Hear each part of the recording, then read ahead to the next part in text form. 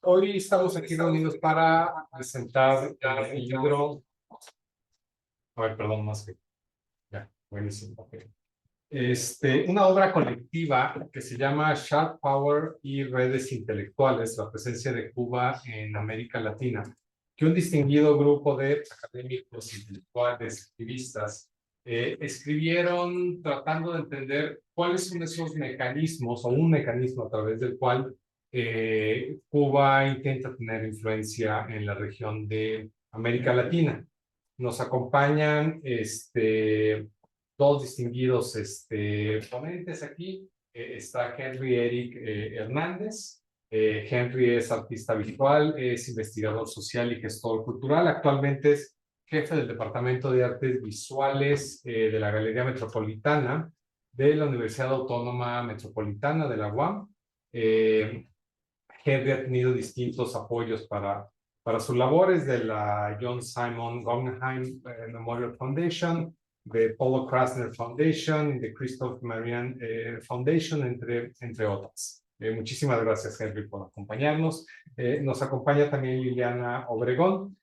Liliana es directora general de Gobierno y Análisis Político, que es quien edita el volumen que hoy estamos viendo en la pantalla. Liliana es maestra de Cooperación para el Desarrollo por la Universidad Politécnica de Valencia. Tiene mucha experiencia en el ámbito de la sociedad civil organizada por más de 15 años. Actualmente es docente en la Universidad Iberoamericana en el campus de León, en la Escuela Nacional de Estudios Superiores también en León y la Escuela Bancaria y Comercial. Y luego veremos, una intervención de Boris González Arenas, que es uno de los autores en el volumen. Y ya les presentaré a Boris. A Boris lo tenemos por video, y ya les platicaré de él después. Entonces comenzamos, ya para no dar tiempo, comenzamos con Henry. Adelante. Bueno, pues buenos días, buenas tardes a todas. Gracias por la presentación. También quería agradecer por haber establecer la convocatoria de estos un par de años, si no recuerdo. Y también como muy contento de que se edite el texto, ¿no? El capítulo, digamos que esta es la primera versión del capítulo, que luego tuvo una publicación en una revista de arte online que se llama Artichoke, que tiene como su residencia fiscal, digamos, en Santiago de Chile. Y hoy día pues forma parte de una colección de 5 ensayos que publiqué hace un año con ese mismo título, La imagen y el infamante, ¿no? Y un poco lo que hago en mi capítulo pues es poner en discusión las representaciones de peregrinaje político. Fue así, digamos que es uno de los procesos que más ha estado transformándose y de alguna manera pues afincando lo que significa Cuba para las izquierdas a nivel mundial, ¿no? Esto es digamos, un término, un concepto elaborado por el académico húngaro, residente en Estados Unidos, Paul Hollander, durante la década del 70 y de los 80 del siglo pasado. Y digamos que lo que hace es evaluar todo ese lenguaje, todas las formas representacionales empleadas por estos intelectuales de izquierda que de alguna manera comenzaron a recorrer el mundo a partir de la Revolución Rusa, ¿no? En el caso de Cuba hoy día tiene pues un revival año por año, digamos también a nivel entre las coaliciones gubernamentales, ¿no? Y sí es como importante tener eso en cuenta porque es una de las maneras o de los puntales que valga la redundancia, pues apuntada el Sharp Power, ¿no? En este caso, ¿no? Y en el caso de Cuba, específicamente todo el respaldo que siempre tiene pues, el gobierno cubano para hacer lo que le venga en gana de la manera que sea, dentro y fuera de Cuba. Y, o sea, crear como una especie de estos redes o tentáculos del totalitarismo que siempre están los intelectuales, pues, apuntalando y evaluando y buscando como una especie de justificación a los procesos autoritarios, autocráticos, violentos, ¿no? Y lo que más me interesaba poner en discusión en este caso, pues eran en este capítulo específicamente, eran dos puntos. Un poco ver ese manejo transhistórico con diferentes generaciones de intelectuales que de alguna manera han apoyado a Cuba, o sea, intelectuales no cubanos, desde Paul Sartre hasta Oliver Stone, ¿no? Digamos, por hablar de dos casos más significativos, pero tenemos el caso de Sousa Santos en América Latina y todo este timo de los estudios post y de coloniales y de su criterio con relación a esta ecodemocracia, ¿no? Entonces, al final, de hecho, pues nada, todos remiten lo mismo, en que Cuba es un espacio de excepcionalidad y que debe seguir siendo cuidado por estas presentaciones, ¿no? Y por otro lado, poner esto en contrapunteo con el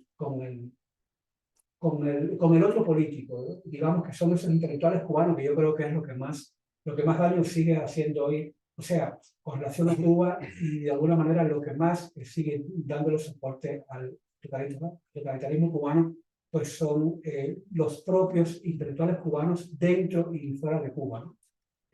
Muchas veces me pregunto cómo hay intelectuales, académicos cubanos que llevan 20, 15 o 30 años viviendo fuera de Cuba, es decir, viviendo en espacios democráticos, más allá de los problemas que puedan tener los, los, las, las prácticas democráticas, ¿no? Pero como de alguna manera siguen apoyando o no condenando lo que sucede en Cuba, ¿no? Entonces, un poco en este capítulo entraba en contrapunto y ese diálogo que se gesta a nivel de representación con el yo político que es este peregrino no cubano que viaja a Cuba o no viaja a Cuba, pues genera un discurso en torno a eso, y el otro político, ¿no? Algo que, por ejemplo, pues justo después del parteaguas de todo lo que fue el movimiento San Isidro, la comunidad 27N y después el 11 de julio, pues ahora como que se ha reorganizado todo lo que el gobierno significa y sigue gestionando, ¿no? Como dictadura o como autocracia. Y todo eso está pues reorganizado hoy día y incluso en América Latina, digamos que México es uno de esos grandes escenarios o de esos pilares más importantes hoy día para ayudar a esa gestión autoritaria del gobierno cubano. Entonces me gustaría como dejarlo ahí y después pues entrar en diálogo, ¿no? Buenísimo. Si les parece. Muchísimas gracias. Gracias. Bien, adelante. Bueno, buenas tardes a todo el auditorio. Para mí es motivo de alegría y agradecimiento compartir este espacio el día de hoy con el doctor Vidal, con el doctor Henry. Y bueno, yo les voy a platicar un poco de cómo surge este interés desde el Gobierno y Análisis Político por entablar esta línea de investigación. En CAPAC comenzamos en el año 2020, justo en el contexto de la pandemia, formalmente nuestra línea de trabajo orientada a la investigación, siendo uno de nuestros principales intereses el estudio de la operación del régimen cubano.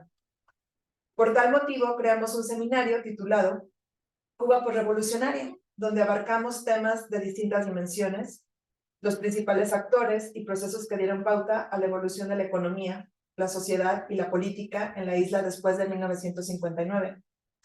Los principales temas que en su momento estudiamos y tratamos fue el sistema político, economía, relaciones internacionales, la estructura social, género, diversidad sexual, raza y cultura. El propósito de este seminario consistió en promover un debate informado y plural sobre la realidad de Cuba, y a palabras de la doctora Joana Silano, sobre la realidad de una nación capturada por imaginarios polarizados, hiperideologizados, inscritos en una narrativa de la Guerra Fría, sobre la que gravita la prolongada y existencia de un modelo político de matriz soviética. Este modelo que da protagonismo al Estado en la construcción y difusión de una visión internacional que alimenta los objetivos de la élite cubana. Dicho curso posteriormente se convirtió en el primer libro producido por GAPAC. Al evaluar el interés generado, el siguiente año se comenzó la producción del libro Sharp Power, objeto de la presente discusión que nos atañe el día de hoy, el cual tiene como propósito analizar los mecanismos que explican la forma de operar del poder incisivo desde la academia. Esta obra centra su mirada en Cuba y su relación e influencia con América Latina. Sharp Power y redes intelectuales, la presencia de Cuba en América Latina, explica de forma teórica la manera en la que el Estado cubano opera y se legitima en la región. En mi opinión, el Sharp Power ejercido por el Estado cubano es la forma en la que el régimen se ha reinventado una vez disuelta la Unión Soviética, una vez que perdió el financiamiento de Moscú. Esta obra nos permite adentrarnos en la intervención del régimen cubano en Venezuela, la forma en la que Fidel Castro instruyó a Hugo Chávez al inicio de su gestión, y la reflexión que nos lleva hacia casos similares como recientemente lo hemos observado en Nicaragua. Sharp Power nos permite identificar la forma en la que el poder incisivo se gestiona en la región y las simpatías que generan gobiernos populistas como el de López Obrador, Petro, Lula da Silva o en su momento el de Fernández. Sharp Power se ha convertido en la parte central de nuestro quehacer en GAPAC. A partir de esta obra pudimos diseñar y operar nuestro programa permanente de monitoreo, donde estudiamos la presencia del poder incisivo cubano principalmente en 3 países, México, Colombia y Argentina, a través de 3 dimensiones: los espacios académicos internacionales, como lo son Claxo y LASA, las universidades públicas en estos 3 países y sociedad civil. Por poner un ejemplo, las acciones gubernamentales con proyección internacional, como lo fue en octubre del 2021, en el marco del Festival Internacional Cervantino, la presencia de Cuba como país invitado de honor, las múltiples visitas que ha presentado Díaz-Canel en México durante la administración de Andrés Manuel, o la importación de la vacuna Abdalá, conforma parte de la cooperación autocrática que ejerce el Estado cubano y hemos observado en territorio nacional. Con tales afirmaciones no pretendo ser alarmista, sin embargo, como mexicana, considero que es materia que nos debe mantener preocupados y ocupados, sin caer en una sobredimensión, pero sin caer en el riesgo, pero sin creer que el riesgo no existe, o peor aún, que nuestro socio del norte impedirá que la catástrofe nos alcance. Dicho lo anterior, pues procedemos a los comentarios del doctor Vidal. Y bueno, una vez terminados estos, proyectaremos un video. Un video que podemos visualizar de la activa disidente Boris González Arena, quien es autor del capítulo Tecnólogos Políticos y Agoras de Portemí, la domesticación autocrática de la esfera pública en Cuba, quien escribió en conjunto con el doctor Armando Chaguaceda, quien nos encuentra entre nuestro auditorio el día de hoy. Muchas gracias. Muchísimas gracias. Pues antes que nada, muchas felicidades por la obra. Entiendo que es un esfuerzo bastante intenso de parte de todos los que participaron. Entonces, pues felicidades por llegar ya. Bueno, está muy bonita la edición que nos presentan. Yo, bueno, comentarios, pero sobre todo más preguntas para que nos hablen de estos temas. Hay la impresión en algunos observadores de Cuba, que ya el régimen cubano es una especie como de zombie, digamos, ¿no? Es decir, que está casi como muerto en vida, es decir, pero no se muere, pero pues tampoco está vivo, ¿no? En términos de que sea un actor realmente poderoso en la región, que pueda hacer algo, etc. Pero por eso es un zombie relativamente caro para los que son amigos del zombie, y que además, pues, por esa forma, pues, genera algún tipo de comunicaciones, ¿no? Entonces, primero, a ver si nos pueden platicar un poco más sobre sustantivamente qué tan fuerte es este régimen cubano en términos de influir en algo sustantivo, digamos, comparado con la época de la Guerra Fría. Y esto relacionado a un segundo tema, que es cuáles son los beneficios para nosotros. O sea, yo puedo ver claramente los beneficios para Cuba, ¿no? de estas relaciones de Sharp Power en Latinoamérica, si nos hablan un poquito más sobre los beneficios o por qué lo haría México, por qué lo haría Argentina, por qué lo haría Colombia, bueno, Argentina lo hizo, de verdad, ya, supongo que ya no. Entonces, ese es como un primer tema, ¿no? Que nos hablan sobre eso. Lo segundo es esta relación con los intelectuales dentro y fuera de Cuba. Entiendo, digo, si lo pensamos así como medio dinámicamente, pues un intelectual que tiene 30 años, 20 años viviendo del régimen, bueno, pues tiene ya como mucho invertido en el régimen y pues ya no le queda más que defenderlo a ultranza, ¿no? ¿Cómo ha cambiado o no esto en las nuevas generaciones de intelectuales cubanos? Si vemos que ya no tienen tanto invertido en el régimen y esto les permite un poquito más de libertad, y si no, pues a qué le están apostando estos nuevos intelectuales, sobre todo los que están fuera de Cuba. Que dentro de Cuba, bueno, hay beneficios, que son marginales. Entonces, ¿cómo se viene esto, no? Las nuevas generaciones.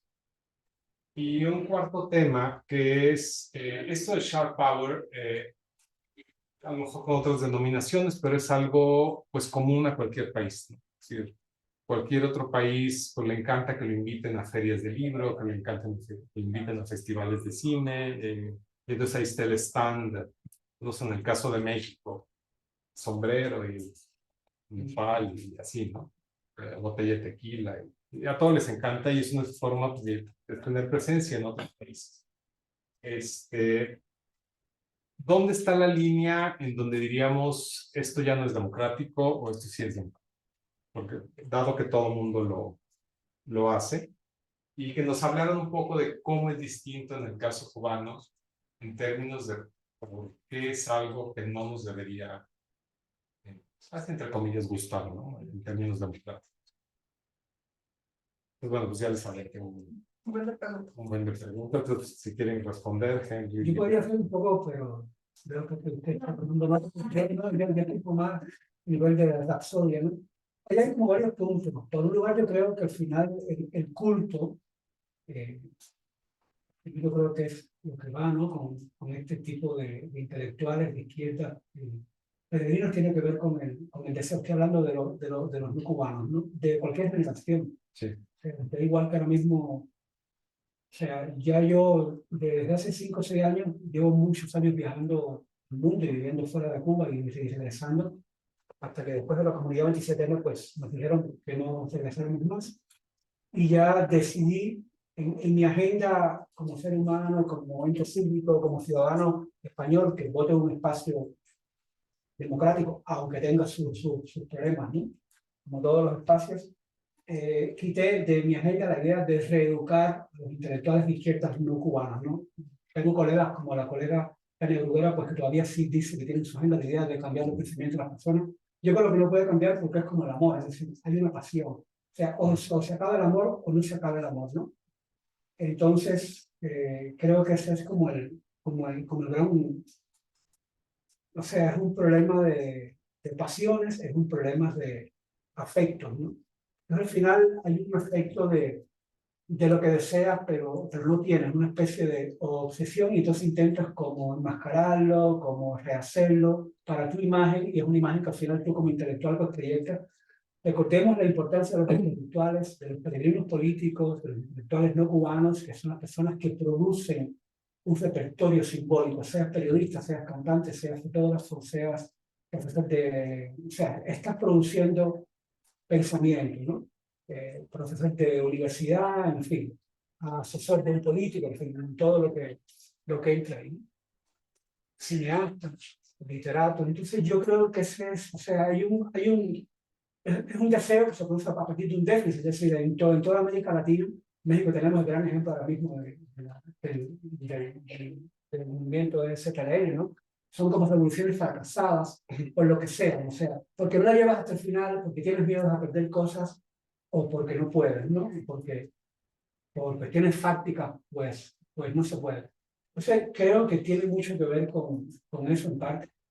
Y al final, repito, con ese deseo humano, ¿no? algo que sucede ya, o sea, si miras la contraparte con relación a los intelectuales cubanos, pues ahora mismo, por ejemplo, la agregada cultural de Cuba en México es Norma Rodríguez de Rivera, que era la escuela que antes, hasta hace 2 o 3 años, no sé bien en qué momento vino para acá, fue la presidenta del Consejo Nacional de las Artes Plásticas, ¿no? Yo creo que al final se ganó su posición en México a partir de todo el proceso represivo entre el 2017 y la comunidad del 27N durante la pandemia en el 2021.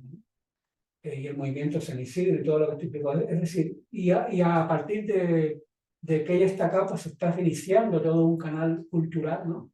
Yo vi que se celebró, pues, qué sé yo, el 26 de julio del año pasado se celebró en Los Pinos, ¿no? Por poner un ejemplo. Entonces, de alguna manera, o sea, me enteré porque 2 amigas mías pues fueron, ¿no? Al final, y me preguntaron, pero no sé, yo no voy a explicarte por qué no debes ir, ese es tu problema, ¿no? Pero como personas que viven en espacios democráticos, que pueden gozar de todas las libertades, repito, que son los problemas que la democracia pueda tener, pues de alguna manera están contribuyendo a reconstruir y a construir, a sostener un proyecto totalitario como el cubano, ¿no? Sea a nivel más político, que puede ser un presidente, un ministro o un profesor de universidad, o a nivel más noble, digamos, como puede ser un mexicano de a pie, ¿no? Entonces, sí creo que cuando miras todo esto, cómo está fluyendo, pues sí, hay un revival, hay una reconstrucción, hay un darle esa teta para mamar a una persona muy adulta, que es ese proceso cubano que ya va casi para 70 años, ¿no? Y esto, ¿cómo tiene que ver? Pues en el contexto cubano, ahora mismo para la feria de Maco, la directora artística es una colega cubana también, Gloria Lazo, pues, por ejemplo, pues ahí la Galería Habana tuvo un stand ahora mismo, que yo estoy casi seguro que no le cobraron lo que se le cobra a los demás stands, porque siempre hay esa especie de docilidad o de onda chiva con relación a Cuba, pero vino, por ejemplo, Chicho, o así llamarla, de apellido Alfonso, no sé su nombre, es uno de los grandes funcionarios culturales represores desde los finales de los 80 en Cuba, ¿no?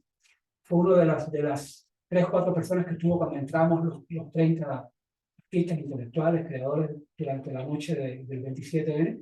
Estaba él, estaba el director del Museo Nacional, Jorge Fernández, en fin, habían 3 o 4 personas. O sea, y esa persona estuvo en México durante la Semana del Arte, pues gozándola bien, cuando hay colegas nuestros del movimiento científico y otros colegas que no son del movimiento, que sea, está. Entonces, de alguna manera, donde quiere llegar, donde es que se cruza ese no cubano que apoya el régimen y ese cubano que apoya el régimen, ¿no? Entonces, al final sí creo que es una postura miserable. Yo creo que esta es la palabra, ¿no? Yo siempre pongo ejemplo de esta película, o sea, o sea, el libro que es genial, pero cuando ves la película, es esta persona que está todo el tiempo persiguiendo a ese hombre que al final cambia la vida y genera nuevas cosas, hasta que él mismo se suicida y se tira en el canal del río, ¿no? Es decir, pues esta postura del intelectual, del creador, miserable, va a estar siempre dentro y fuera de Cuba, y es algo que está siempre en un revival perpetuo, ¿no? Entonces, yo creo que es importante porque eso es lo que genera, esa simbólica es lo que genera ese espacio donde hay una fiesta nice, donde llega la cultura, como que todo puede ponerse soft, ¿no? O suavizarse. Entonces, yo creo que son puntos importantes porque los canales culturales, o las aperturas culturales, o los convenios culturales, las convivencias culturales, como lo queremos llamar, siempre generan esa dinámica. Y después de todo eso viene el resto, todo el apoyo económico, que es un poco lo que usted pues comentaba. Pues en cuanto al beneficio, para cerrar un poco mi rapsodia, ¿no? Porque no te los puntos, creo que es un beneficio simbólico, es una especie de bienestar, ¿no? Es una especie de caridad, por supuesto, atravesada. Recordemos que todo esto está atravesado por la ideología. Y si pensamos que la ideología es un fetiche, que es algo osificado, pues ahí es cuando más funciona. Es decir, cuando algo se convierte en un fetiche, cuando algo se convierte en un tótem al que tú adoras, pues es donde la ideología pues no funciona. Y sí, hay que seguir mirando estas ideologías de izquierda, estos partidos de izquierda, estos movimientos de izquierda, asociaciones civiles, todo lo que son los que siguen generando esos canales, incluso desde Miami, ¿no? sea, en las universidades. O sea, tengo un par de colegas que los expulsaron de la Universidad de Miami porque su jefe de departamento de filosofía pues no le gustaba lo que él estaba haciendo. O sea, hay una especie de moderación y de moldeo de las actitudes y de los pensamientos que yo creo que es importante tenerlo en cuenta, y yo creo que viene por eso, viene por un deseo de una izquierda carca, de una izquierda miserable al final, que intenta generar un discurso de igualdad, de democracia, de que tenemos que cuidar ese bastión antinorteamericano. Recordemos que también que en los 60 el antinorteamericanismo es algo fundamental, ¿no? En fin, son como muchos puntos que podríamos estar hablando más, pero yo creo que sigue estando ese deseo, ¿no? De desear, valga la redundancia, ese objeto precario que ya no funciona. Perfecto. Muchas gracias. Liliana. Varios elementos. Primera, yo vengo desde una formación económico-administrativa. Entonces, en el momento de estar revisando una y otra vez ese texto, yo digo, wow, es que esto pareciera como una consultoría del Estado cubano, esta intervención y esta forma en la que se gestiona el shareware. Y al final, en América Latina, las democracias tienen áreas de oportunidad, son endebles, tienen desafíos. Entonces, en mi reflexión, yo digo, bueno, es que termina siendo seductor la posibilidad de perpetuarse en el poder. ¿Sí? Entonces, esos mecanismos que implementa el Estado cubano, pues han sido, o sea, ha sido exitoso, si lo vemos desde ese punto de vista, porque ya se ha perpetuado en el poder 60 años. Entonces, este es un caso de éxito en este sentido. Así es como, en mi opinión, yo así lo veo. Entonces, esta metodología se va extendiendo y claro, para enseñarse pues necesita financiamiento y lo hemos visto en México como la importación de la piedra para el Tren Maya, como lo hemos visto con las vacunas Atalá, con los médicos cubanos que vinieron en tiempos de COVID. Entonces, y hay muchos ejemplos que nos ha a nosotros arrojado este ejercicio de monitoreo. Y desde luego también esta estructura que lo hemos visto desde el Estado mexicano en diferentes representantes de los poderes, no solamente desde el Ejecutivo Federal, sino también desde ciertos legisladores. Y esta parte que yo coincido con la observación de Henry, de un poco cómo desde se legitima y se defiende algo desde el privilegio. O sea, no son personas que están viviendo las carencias de la población que está en la isla. Ellos, o sea, en esta parte de decir, bueno, hay ciertos privilegios y desde ese privilegio se defiende este régimen, que es, en lo personal, se me hace que no debería de ser, pero bueno, se realiza. Entonces, pues no sé si contesté tu pregunta. Sí. No, y ahí yo anotaría un detalle incluso con relación a privilegios. Digamos, por ejemplo, yo recuerdo cuando la noche, o sea, el día del 27N que estábamos ahí, el otro día, o sea, varios colegas artistas visuales no fueron. De hecho, bueno, hay varias cosas. Lo comentaba con mi amiga Celia durante su tesis doctoral, que yo fui lector, le decía, alguien, no sé qué académico, que tiene acceso a la prensa, a las columnas, pues dijo que eran 300 intelectuales. O sea, una burrada, ¿no? Por ahí pasaron de 1000 a 1200 personas durante todo el día.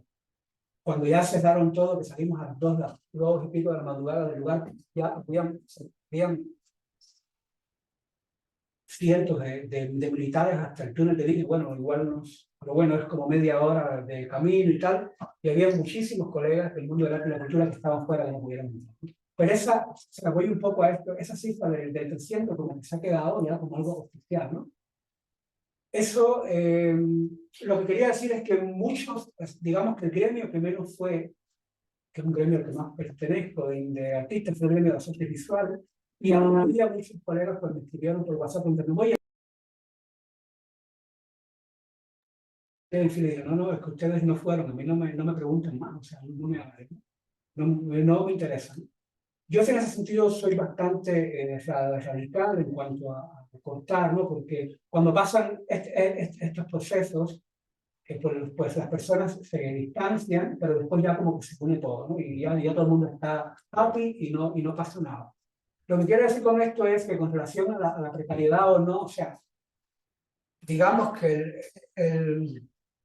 digamos que el nivel de vida, la manera en la que se vive en Cuba, incluso para un artista que puede vender, sobre todo durante la era Obama, que estaban muy inflados los precios en el mundo del arte cubano, digamos, las obras y tal, igual sigue siendo precario, aunque no lo quieras ver, o sea, vendes un cuadro en 10.000, en 15.000 dólares, pero es precario tener que comprar en la calle de Fes 20 a 25 dólares el kilo, y es una persona que se la roba y te la trae. O sea, es precario el no tener un espacio de galería legal, ¿no? O sea, yo siempre pongo el ejemplo del apartamento, que es como el espacio independiente galerístico que más vende en Cuba. O sea, pero ¿cuál es el business, cuál es el consenso al que ha llegado Gundry, Christian Gundry, que es su gestor o sea,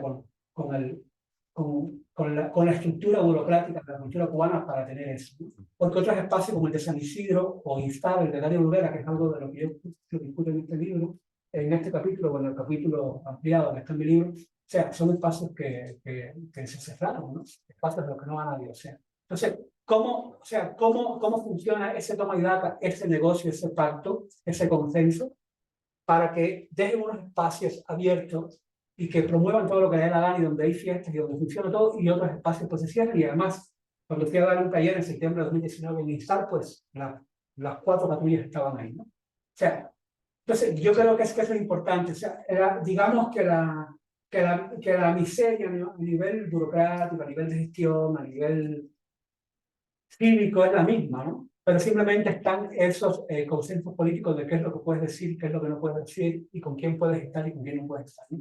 Entonces, yo creo que es importante que viviendo incluso bajo la misma precariedad a nivel, sí, ¿cómo podríamos llamarlo? Constitucional, ¿no? Algo así, porque al final son leyes que están, en las cuales tú no puedes crear una galería como una empresa privada, como la puedes crear en México, pues funciona de otra manera, ¿no? Entonces, sigues apoyando el régimen, sigues buscando esos consensos para entrar, ¿no? Porque sí, Cuba todavía hoy sigue siendo un negocio. Muchísimos artistas que tienen estudios en Miami, tienen estudios en La Habana y venden más caro en La Habana que en Miami.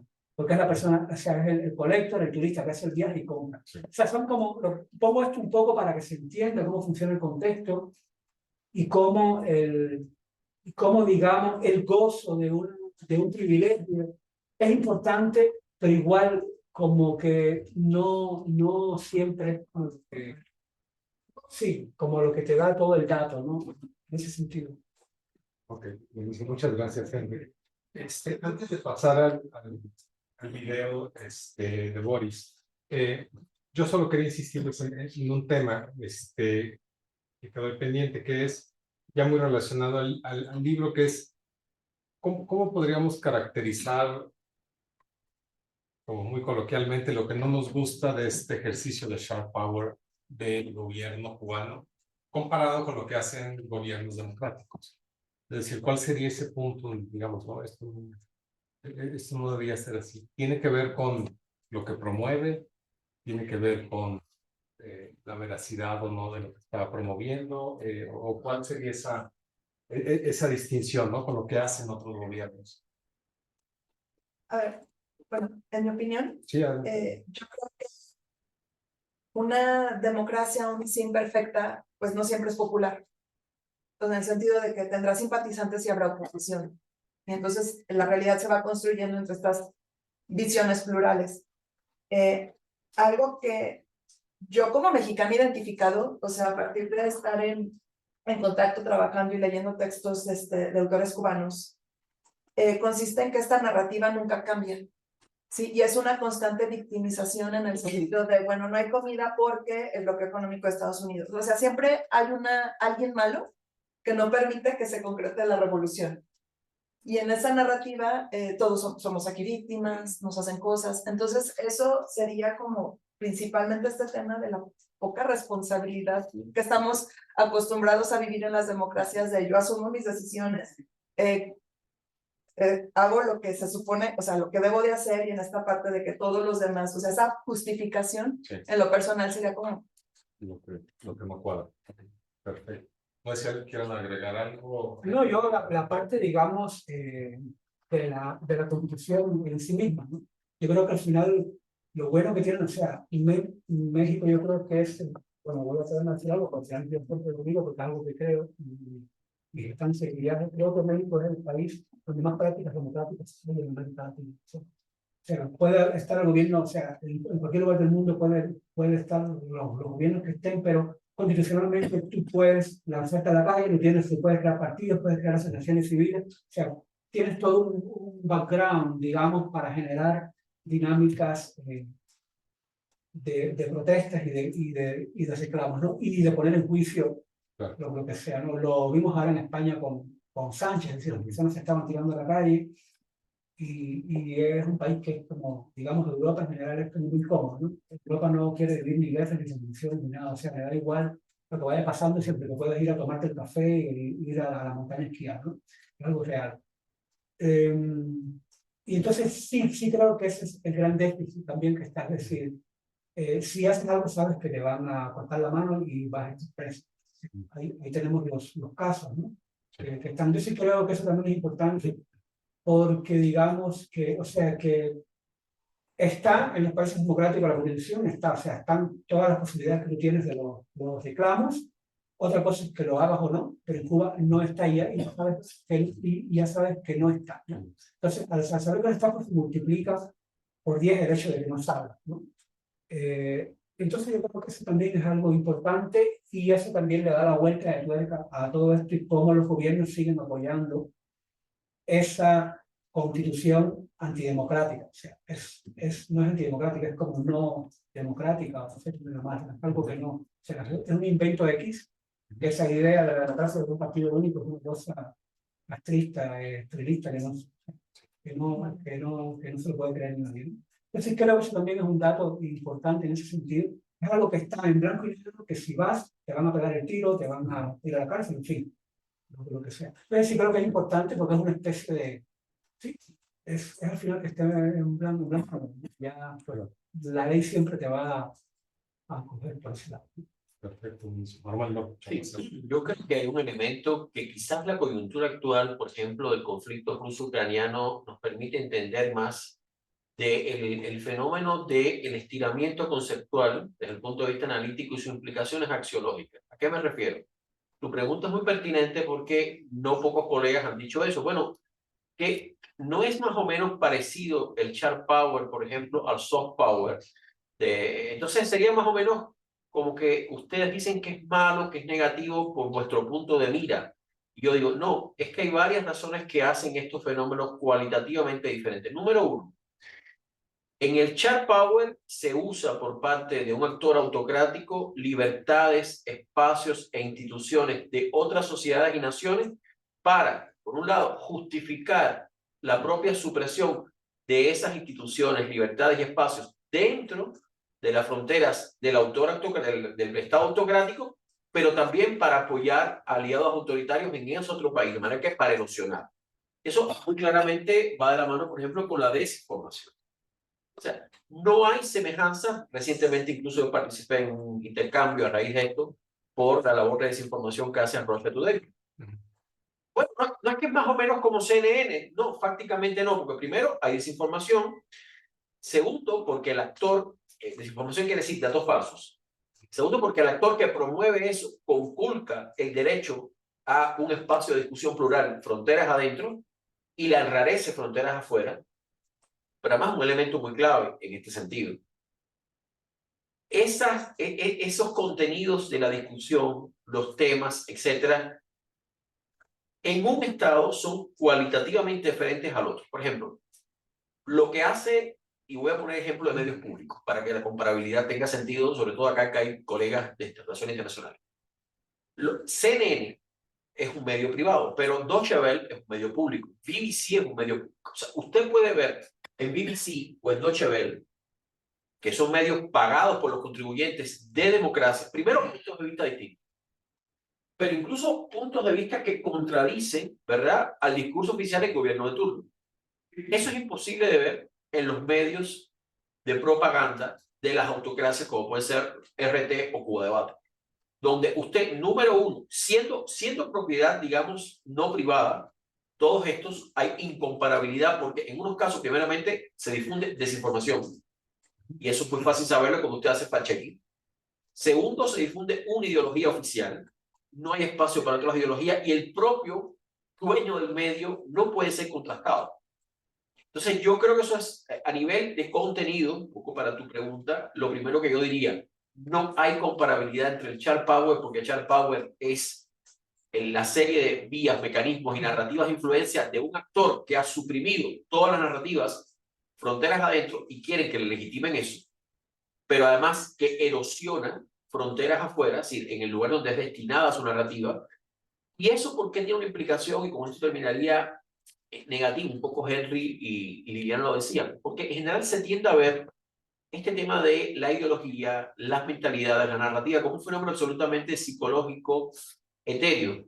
Pero no olvidemos que justamente en democracia la ideología se transforma en narrativas, la narrativa se transforma en opinión pública, la opinión pública se puede transformar en votos y los votos se transforman en agenda.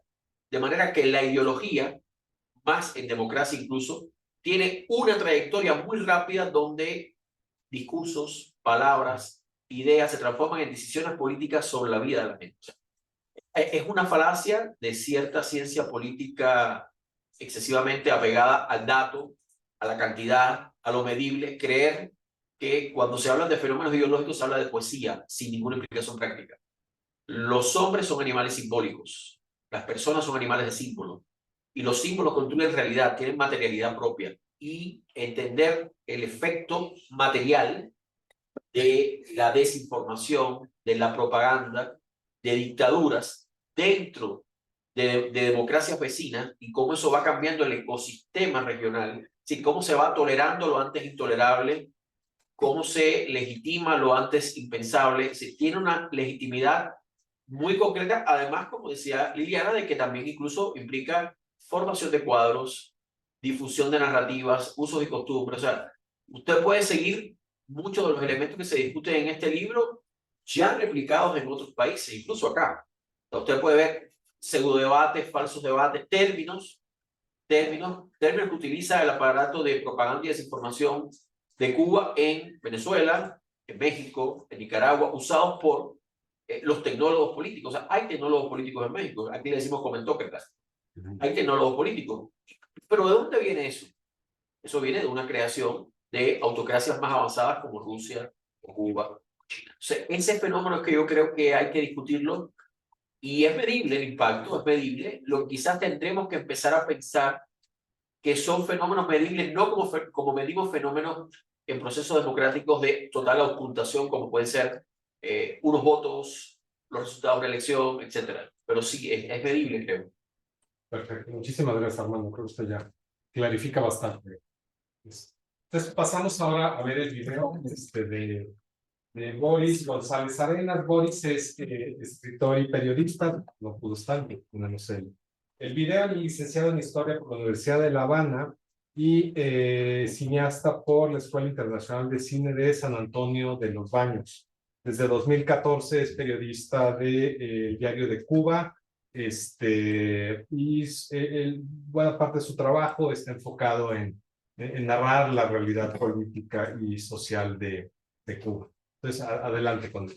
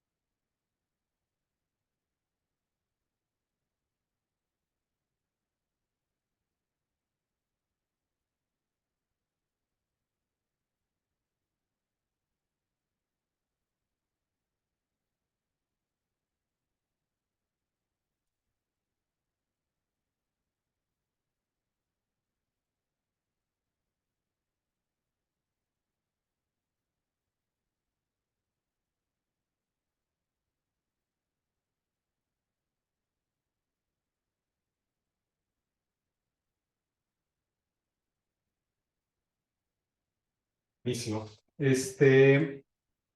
Un temita más. De lo que hemos estado escuchando, pues, se trata de intelectuales, de artistas, etcétera. Y es como una muy buena manifestación o ejemplo de lo ineficiente que puede ser un régimen autoritario, porque de por sí crear, pensar, etcétera, pues es complicado. Es decir, lleva tiempo, lleva recursos, etcétera. Ahora imagínense hacer esto dentro del contexto de un régimen que todo el tiempo está diciendo esto no, esto no, esto no, esto no, esto no. ¿Cómo nos podríamos imaginar, digo, sobre todo Henry, que está más cerca de eso, pero también viene cerca de mí, que, dado esto, digamos, es decir, si lo pensamos así en términos, digamos, estamos en el ITAM así medio económicos, tenemos como una subproducción de arte y de intelectualidad en Cuba por la presencia del Estado, que está diciendo esto no, esto no, esto no, esto no, o poniéndote trabas y pues quien se avienta a ser artista o intelectual, pues lleva un costo extra comparado con una democracia y muchos que ni siquiera lo intentan. Entonces, ¿cómo te imaginarías, o más bien, qué nos estamos perdiendo de toda esa potencial producción artística e intelectual en Cuba por la presencia de un régimen autoritario? Yo creo que al final también hay un detalle. Digamos que la producción artística e intelectual en Cuba es producto del totalitarismo mismo, ¿no? Exacto. O sea, digamos, una de las cosas que yo discuto, creo que lo mencioné en este capítulo, pero ya en el libro más ampliado de los estos capítulos, el arte cubano específicamente, lo que se llama como arte cubano, que ya se genera a partir, o sea, el nuevo arte cubano, ¿no? Ya entra en los 80, 90, digamos que es donde se legitima como ese statement. Es bien curioso porque es un proceso de creación, un proceso de vida, pero al final te lleva a proceso creativo que está atravesado por la violencia política. O sea, todo el Cuba está atravesado por la violencia política. No necesariamente la violencia que te dejan tirado en una cuneta, te pegan un tiro en la cabeza así. Hay otras cosas. Lo que comentaba ahorita, el mismo hecho de que sea una constitución no democrática ya es un gesto violento en sí mismo, que escribe en blanco y negro cómo va a ser, digamos, ya esa violencia física y psicopedagógica, todo lo que implica. Entonces, digamos que el nuevo arte cubano es producto de esa violencia política y eso es lo que lo ha hecho más caro, ¿no? Digamos que cuando Peter Ludwig, el gran coleccionista alemán, entró en los 90, después de los balseros o durante el proceso, pues se pensaba que los artistas intelectuales iban a tumbar el poder, ¿no? O sea, eso se ha pensado constantemente en Cuba y nunca sucede, ¿no? Pensamos que los espacios totalitarios generan permisibilidades, ¿no? O sea, tú tienes el permiso para hacer esto, pero tú no tienes el derecho o el deber para hacerlo. Yo te doy el permiso para que tú, como decía, que te montes una galería, pero si te portas mal te lo voy a cerrar y te pongo 4 patrullas. Bien, o sea, así funciona, ¿no? Y digamos que lo que más ha encarecido, digamos que el arte cubano es el arte latinoamericano que más caro se vende en el mercado y que constantemente, y que el mercado se revitaliza, tiene un revival cada año, ¿no? Es el espacio artístico que más exposiciones personales y colectivas genera al año, si miras como en relación al contexto mexicano, es mucho más grande, mil veces Cuba, no hay tantas exposiciones colectivas al año fuera de México como hay sí exposiciones colectivas fuera de Cuba y con libros y con proyectos. Y ahí entra también todo este discurso de la utopía que yo también discutí en su momento en un proyecto como el fin de Macerato, con otros colegas intelectuales como Alberto Aguilera y tal. Es cómo el discurso de la utopía se montó y todavía hoy día se sigue montando, ¿no? Un poco se sigue generando porque es muy cómodo para esas izquierdas, ¿no? Digamos que los lobbies de derecha republicanos gringos son los que ponen la pasta para comprar arte, pero la gestión curatorial pues las hace supuestamente curadores y gestores de izquierda, ¿no? Entonces ahí es donde entra otro debate que hay que tener en cuenta y que falta en la crítica de arte cubano y la historia del arte cubano, porque claro, la crítica de arte ya no funciona, tiene que ser una crítica más cultural, ¿no? O culturalista, para que realmente veas todo este background, ¿no? Entonces, a donde quiero, para cerrar un poco la idea, es el hecho de que sí, el arte cubano es producto de, todo lo que pasa en Cuba es producto de, ¿no? Eso, o sea, de este gesto violento que está y que va a seguir estando. Y entonces esto de hecho pues lo encarece en todo sentido, no solamente porque pagas, sino porque tienes más los ojos encima, tienes más incluso encima esa fe o esa creencia de que hoy sí se cae el poder, ¿no? No, el poder no se va a caer porque es un poder militar, es un poder que tiene los tanques y las armas y es al final lo que sacan en última instancia, ¿no? Tienen la cárcel, ahora mismo hace una semana pues no le quisieron dar la libertad condicional a Luis Manuel López Alcántara, o sea, pues ahí te das cuenta, ¿no? Claro. O sea, entonces, todo eso de alguna manera pues gestiona el encarecimiento de un proyecto que a la vez digamos, se resuelve como un sostén a la larga, ¿no? Y ahí entra pues todo esto que está pasando en Miami, que hay un consorcio de empresarios que creen que van a poder invertir en Cuba, o sea, ya está como, o sea, los totalitarismos, ningún totalitarismo, bueno, sí, el chino lo ha logrado, pero el totalitarismo cubano nunca va a reinventar los procesos económicos.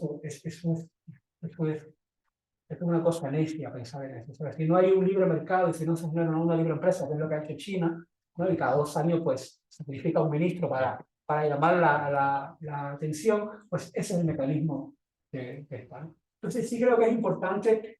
Yo le decía en Madrid cuando presentamos una antología que edité que se llama Cuba Totalitaria, decía, yo creo que es importante quitarse el sueño, o sea, o la ilusión de que Cuba va a cambiar, ¿no? Yo realmente no me lo quiero creer y a mí realmente me da mucha tristeza cada vez que hablo sobre estos temas y a la vez me genera mucho desapego, ¿no? Yo creo que es importante también para el gremio cubano y no cubano, pues intentar vivir como lo que no es Cuba, ¿no? Porque intentar arrastrar ese lastre, pues es como que no, o sea, anímicamente, afectivamente es algo que te ata. Es un amor como muy mal llevado, ¿no? En ese sentido. Gracias. Armando.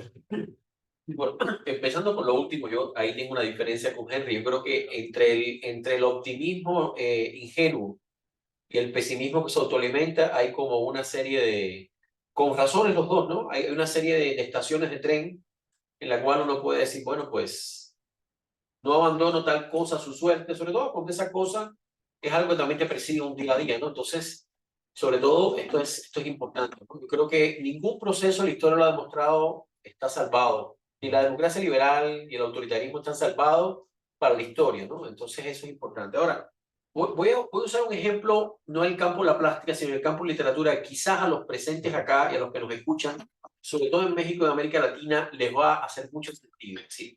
¿Cómo se logra eso? Bueno, hay un producto altamente exitoso de la literatura cubana que se llama Leonardo Padura. ¿Y por qué es exitoso Leonardo Padura? Escucho asentimientos por acá atrás, porque casi todo el mundo lo ha leído. Porque Leonardo Padura, con quien además he tenido durante cierto tiempo una buena comunicación y quizás algo parecido a una amistad, ha tenido los tips necesarios para hacer un producto exitoso en el mercado, pero a la vez satisfacer las dosis de utopía de una gran cantidad de población latinoamericana, de clases medias intelectuales que dicen, ya va, este autor me habla desde Cuba, con lo cual, por estar en Cuba, tiene más legitimidad que Henry o Armando, porque está allí, habla desde aquí, sin entrar en discutir cuáles son las condiciones de posibilidad por las cuales Henry y Armando no están allí y él está allí, pero habla desde Cuba, con lo cual aporta una dosis de autorización o exotismo. Hace críticas, pero no tanto. Nos critica y aparece en la obra la delincuencia, la jinetera, que es una dosis de erotismo, la Habana que se cae, esta misma imagen de la Habana que se cae, donde nos tomamos el mojito y el tabaco, pero es cool que esté en una decadencia elegante, etcétera, etcétera. Mario Conde, que no acaba de morir nunca. Entonces, todo eso es un producto, y esto lo digo además con conocimiento de causa. Por ejemplo, a Dilma Rousseff le fascinó El hombre que amaba a los perros y quiso conocer a Leonardo Padura. Un colega me escribió incluso pues, por ese tema, oye, ¿cómo puede ser? Y después Leonardo Padura incluso fue afuera del penal donde estaba Lula con un megáfono a pedir la libertad de Lula. Previamente, él era un escritor que reivindicaba su derecho a no hablar de política. O sea, ¿cómo es posible que haya productos culturales? No estoy discutiendo acá el genio o no genio del escritor o del actor. Algo hay porque hay un público que consume y el mercado premio castiga, ¿no?